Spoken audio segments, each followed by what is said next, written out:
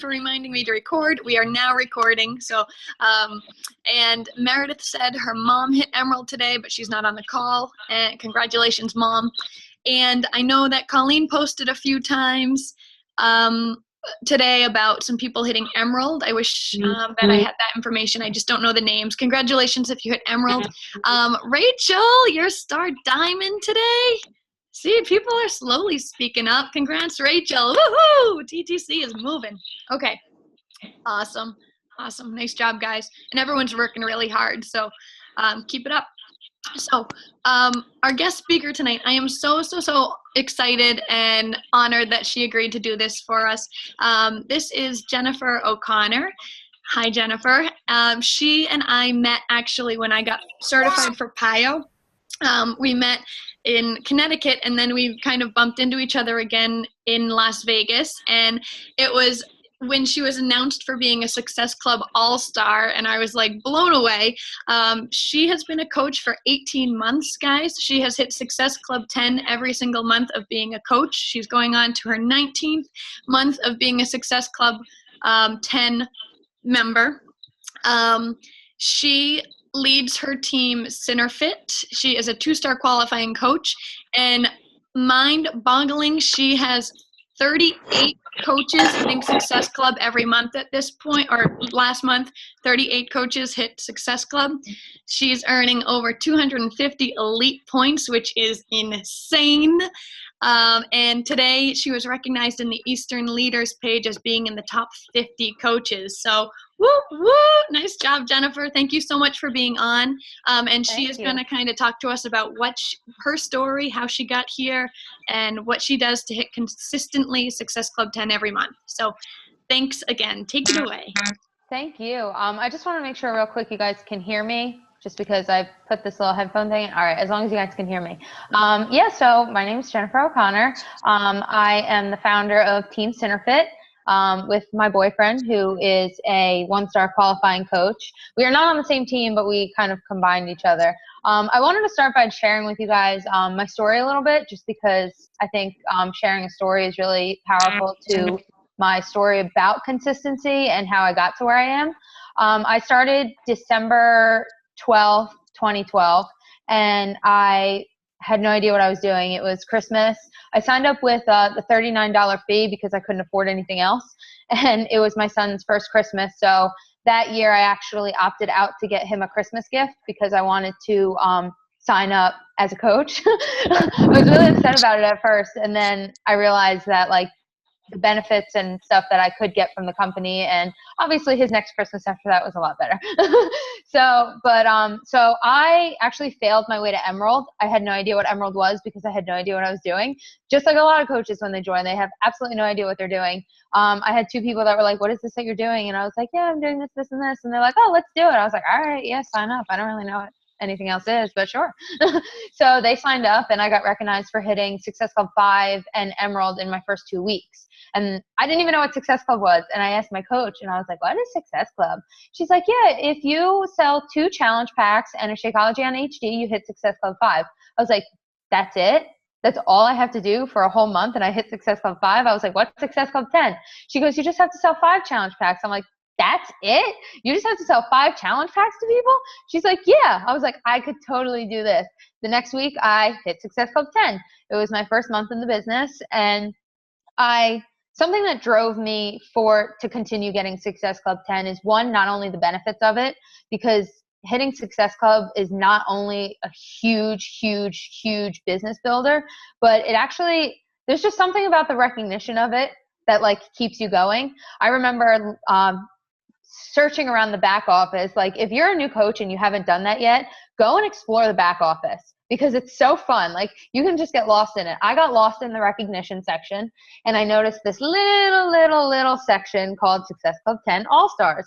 And there was names like Janelle Summers, Christine Dwyer, Lindsay Maui, and I was like, wait, these are top coaches. I was like, how cool would it be to be on that list? So my drive was, all right, 12 months, Success Club 10, I have to hit it, because then I'll be a Success Club 10 All-Star.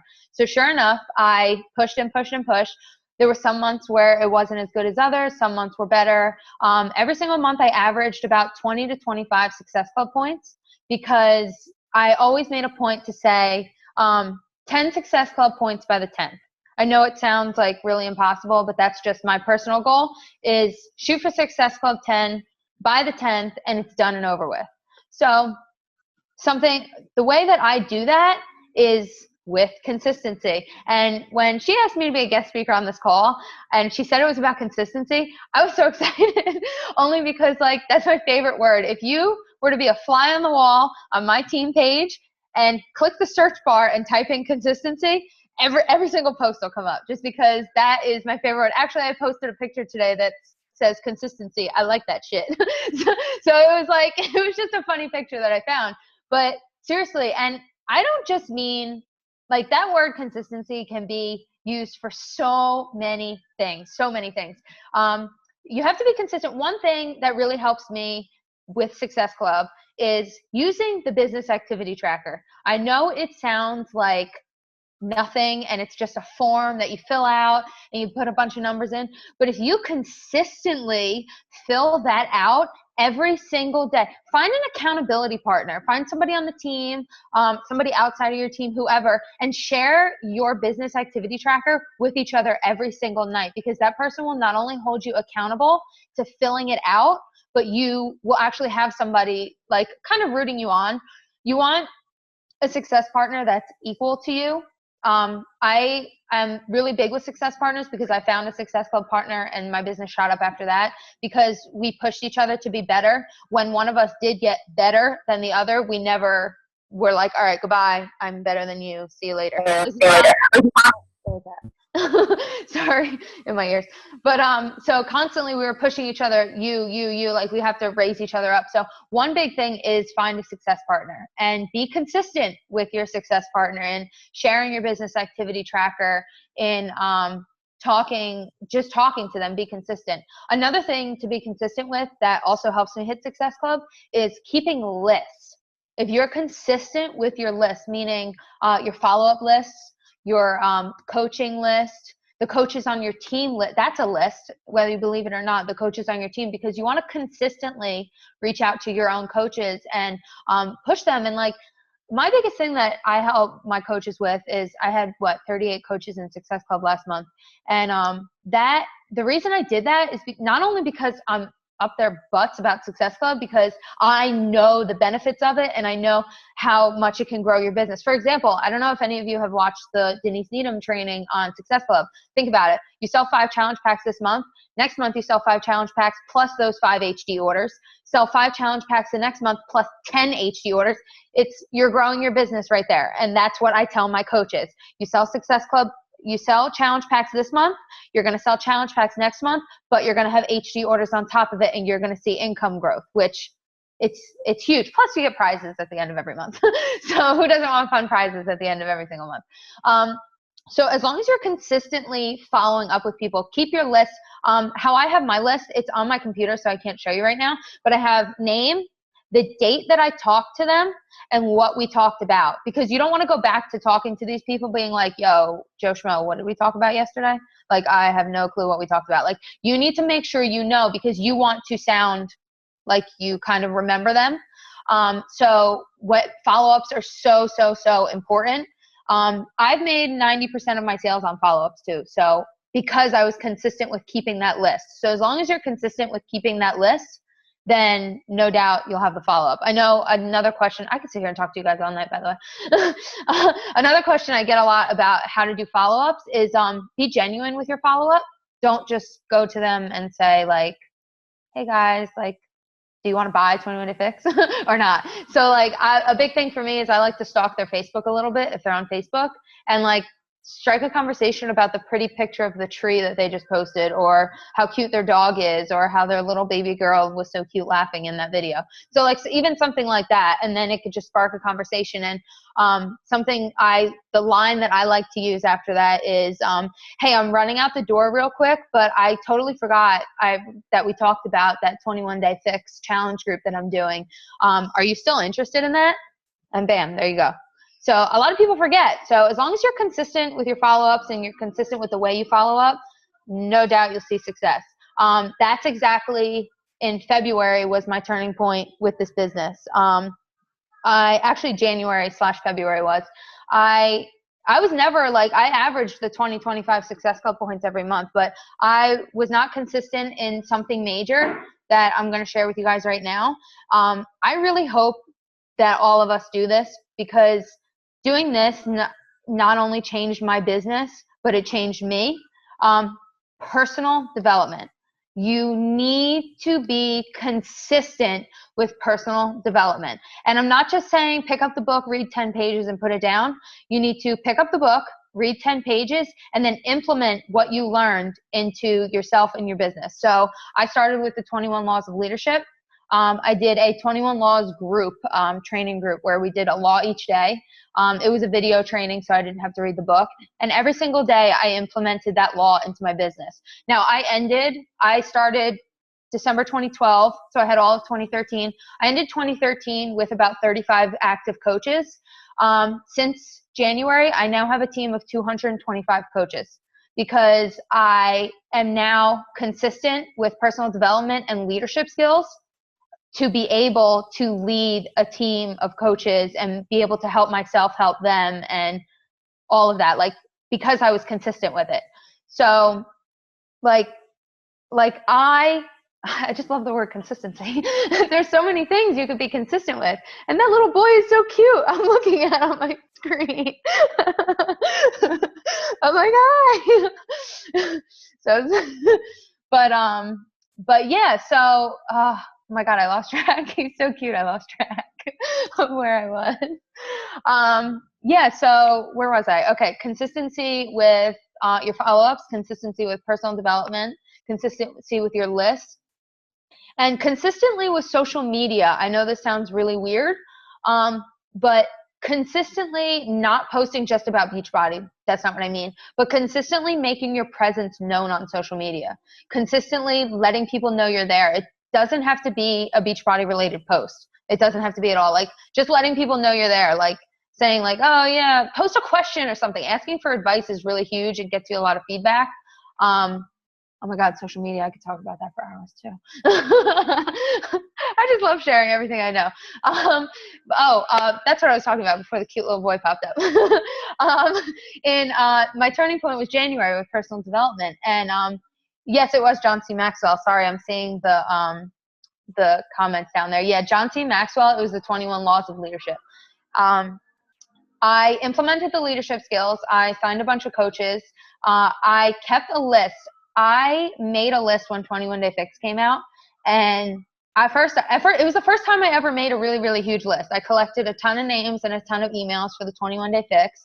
I made sure I followed up with every single one of those people, and because of I followed up and I was consistent with keeping my list, in February I had 148 Success Club points. Just from keeping a list and being consistent with that follow-up list. The day 21 Day Fix came out, 75% of that list didn't write me back.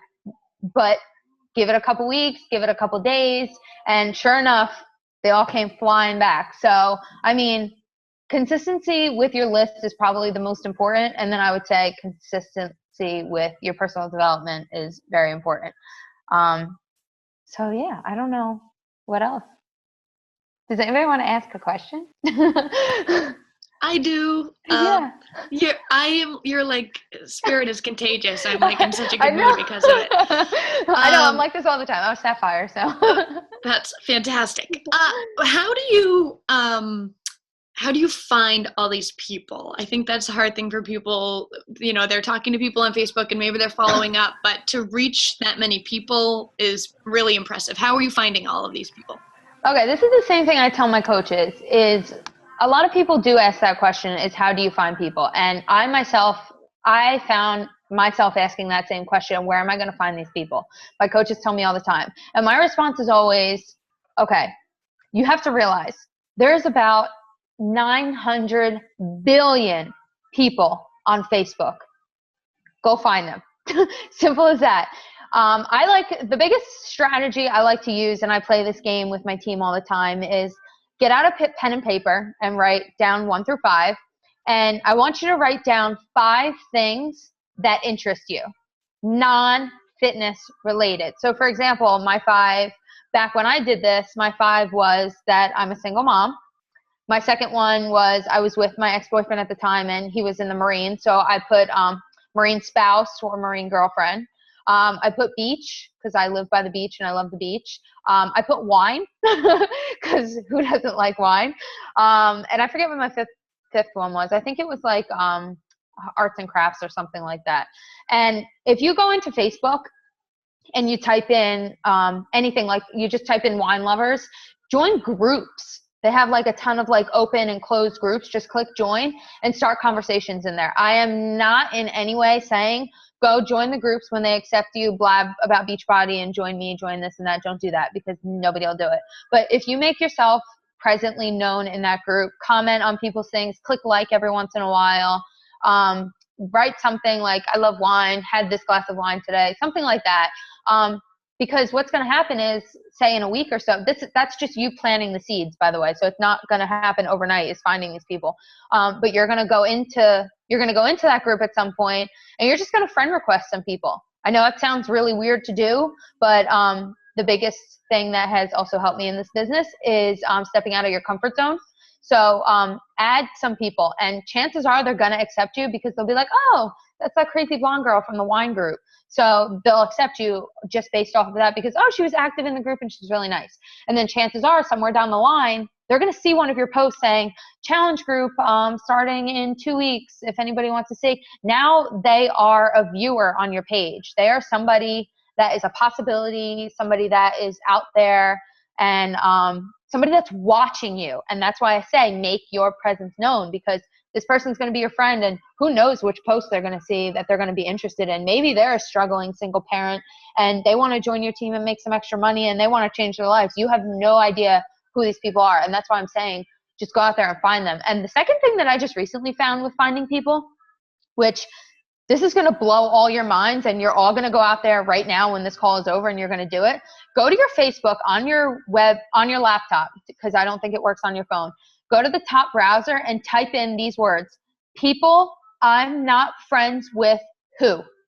And it's going to come up with suggestions for you. For example, I live in Manahawkin, New Jersey. I typed in people I'm not friends with from Manahawkin, New Jersey, and a whole list came up. I typed in my high school, I typed in my college, and if we had more than 100 mutual friends, you were getting added. So like I went through and somebody actually screenshotted it once from their computer, and it said Jennifer O'Connor is now friends with 1,200 more people, just because I went through there and I was like, click, click, click, click, click, click, click. No, you got to be careful because they'll put you in Facebook jail if you do too many. But you have to have an equal balance of friend requests and friend requests sent. So how do you avoid jail? That's what I'm getting at right now. But if you make sure you send, like, this is a major thing I learned from Janelle Summers. If you're going to grow your networking, don't add like 100 people a day. Don't do it, because I was put in jail and I was locked out of friend requests for like a week. It was the most traumatic thing. So if you take it and do 3 a day, my biggest thing is 3 to 5 a day. Make 3 to 4 of them people you know are going to friend request you. So people you may know from your hometown. And then click send, and then make one of them somebody that they might not know you and they might not accept you. Because if you get too many not nows, don't know you, they'll throw you in Facebook jail because they'll think you're a spam account and you're just sending people a bunch of things. So you want to make sure that you have an equal balance of people you don't know and people who will accept you because they're like, oh, that's that crazy blonde I went to high school with and I'm going to add her because she's pretty cool. So that's like the number 2 ways to add people to your network. That's if you're doing it through your personal page. I don't get into like pages because they don't reach people. So any other questions? I'm sure there are. Let's give them a few seconds to muster up the confidence. A lot of people are afraid to talk on these, or type it in the chat, guys, if you have any questions about. I don't bite. Yeah. I have a question. When you end up becoming friends with people that are from like pages or things like that, what do you normally start a conversation with them about? I don't usually send them a message right away. I was for a little while, after I saw their notification saying accepted your friend request, I would just send them a message saying thanks for the ad, or to let them know again that I'm presently known, I'll go to their page and stalk them because I'm a big Facebook stalker, and I'll just go and click a few pictures and just like, I don't want to go too far back because then they're going to think I'm weird, but like go to their last 2 pictures or something, and just click like and comment like, oh, that's a really cute kid or something, like just a way to start conversation or something. And then, like I said, they're going to become watchers. Everything you do on social media is planting seeds. So just by sending that friend request is planting that little seed for a future prospect that you're going to have in the business. Some people it'll take a day. Some people it'll take a couple months. I've had people watch me for up to 11 months. And one person said to me, I would have came to you 10 months ago, but I wanted to make sure you were committed. And she saw me present every single day on Facebook, and I actually yelled at her in our first message. Before she even committed, I yelled at her. I was like, you waited this long? You could have changed your life 10 months ago. So, I mean, definitely just make sure your presence is known there. If you ever see that person, like in the next day or so after you add them, pop up on your newsfeed, make sure you click like, just so that you're not like just there. I have another question, if that's okay with everyone else. So changing gears a little bit, you have like a tremendous success rate with the coaches underneath you. Are you providing them incentives? How are you lighting the fire underneath your coaches to run with the business? Because I know that's a huge question on a lot of new coaches teams, is how do you inspire these people to be active coaches? Yeah.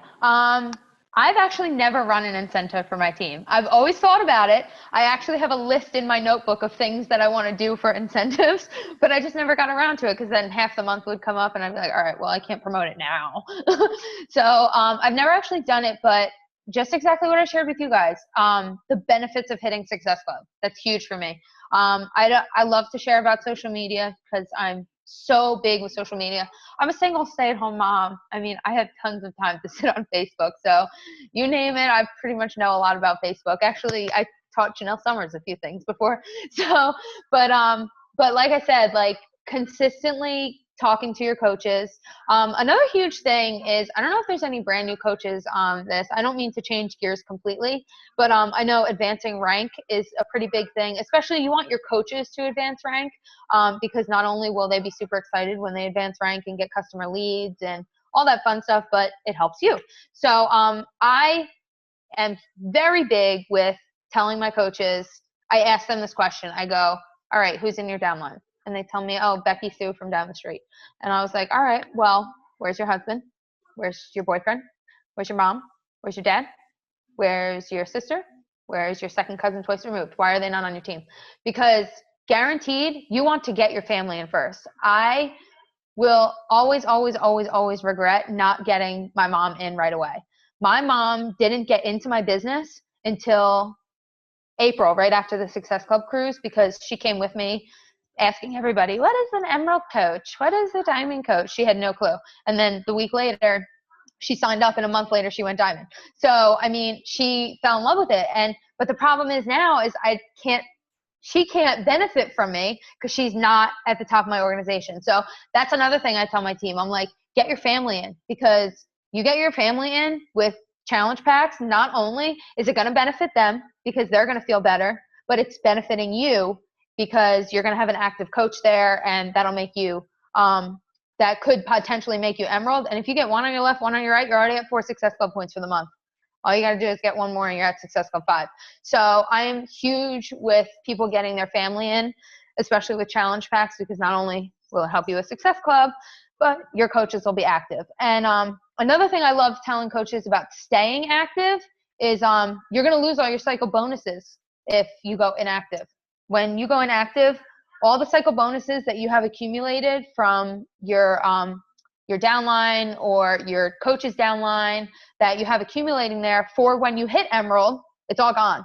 Whether you're emerald or not, you're accumulating cycle bonuses from coaches placed under you or your coach under you, or however your organization is set up. Once you go active, you're going to lose it all. So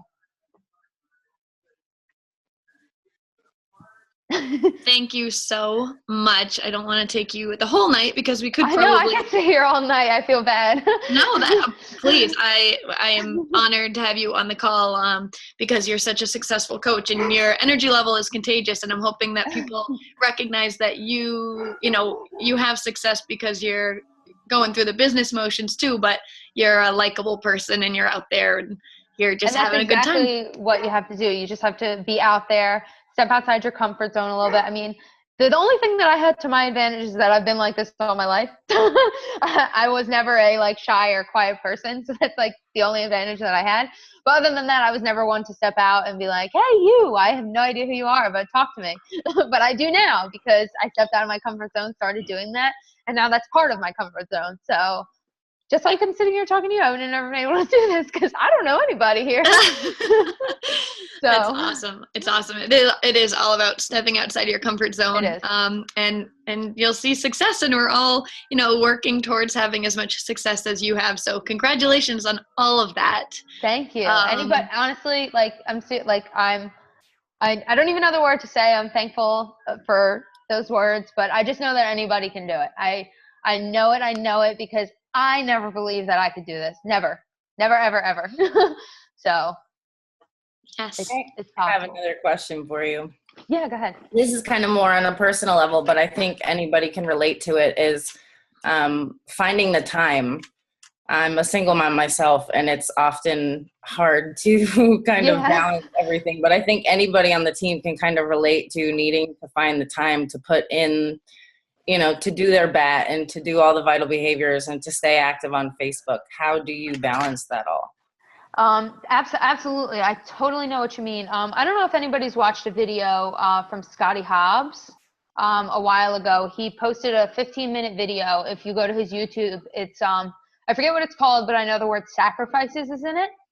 And I watched that video over and over again. And I even met him on the cruise, and I told him, I was like, not to be a total creep, but I think about your video every single night because I made the sacrifice of it's all about making sacrifices. If you want this to work so much, you need to give up something. And for me, that was giving up the nightly TV. I stopped watching TV, and instead I replaced that with listening to personal development while I worked. I mean, I know it's sometimes hard to listen to the personal development and work at the same time, but if you're just mindless scrolling on Facebook, listen to the personal development or read the personal development. I hate reading, so hate it. So I'm huge with listening to it, especially with long car rides back and forth to New York. That's my personal development time. But it's all about, if you watch that video, guaranteed it'll change your life.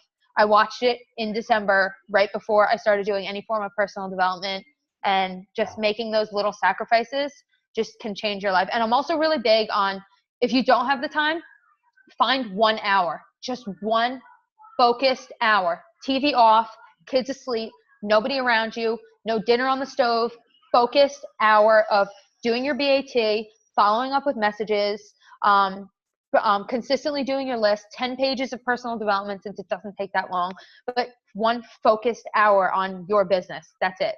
And if you do that every single day, 1 to 2, if you have 2 hours, do 2, 1 hour of focused work, you can do it. Awesome. Thank you. You're welcome. Unfortunately, I have what do we have? 6 minutes left. So if you guys have questions, speak up. I do not have the free account. I mean, the paid for account. I have the free account.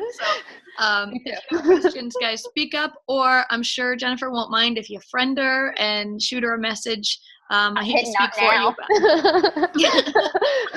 not just now. kidding. Just kidding. You're going to jail. Oh. Yeah.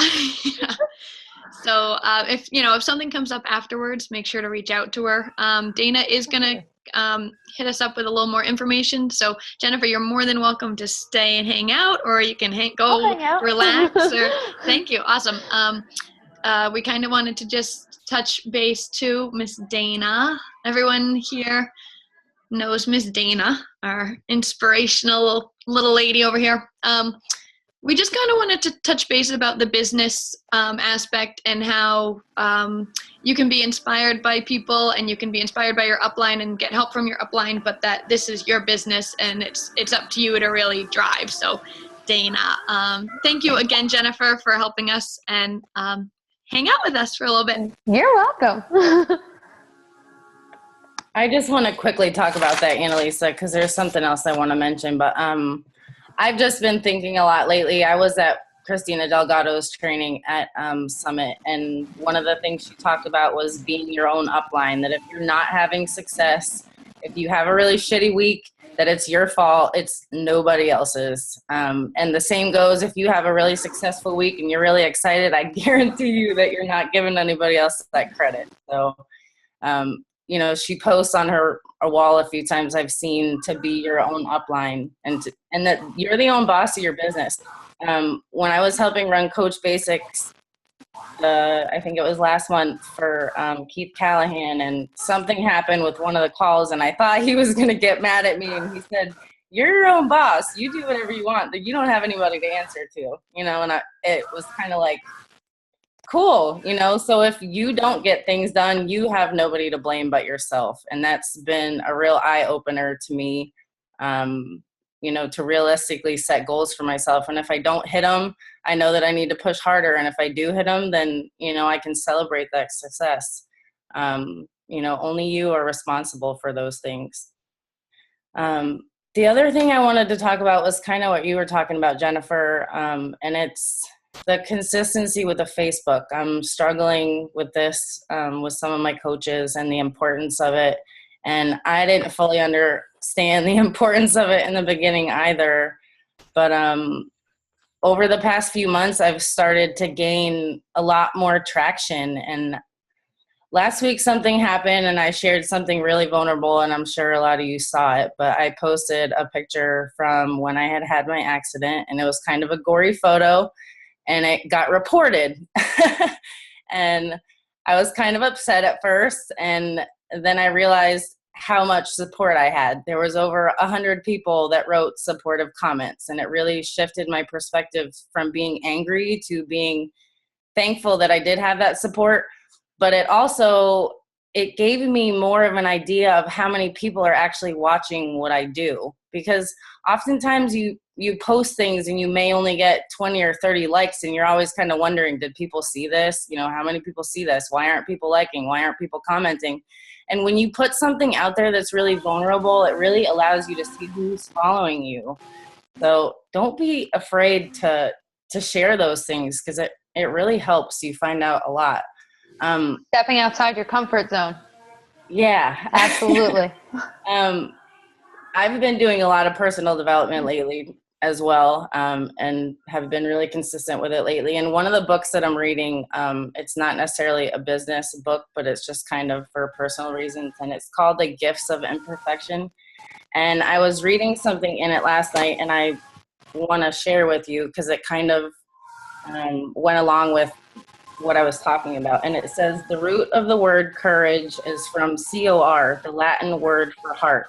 In one of its earliest forms, the word courage had a very different definition than it does today. Courage originally meant to speak one's mind by telling all one's heart. Over time, this definition has changed, and today, courage is more synonymous with being heroic. Heroic is important, and we certainly need heroes, but I think we've lost touch with the idea that speaking honestly and openly about who we are and about what we're feeling and about our experiences, good and bad, is the definition of courage. Heroics is often about putting your life on the line.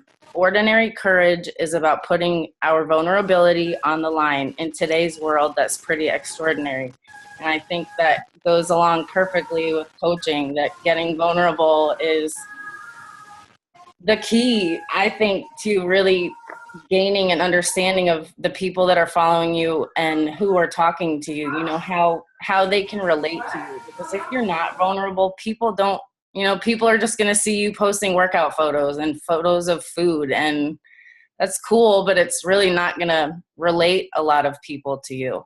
And I've had a lot of people reach out to me since I've been more vulnerable. So don't underestimate how important that is. And that's all. So awesome, guys. I'm going to speak really quickly because I'm cheap and I don't have the cost version. So thank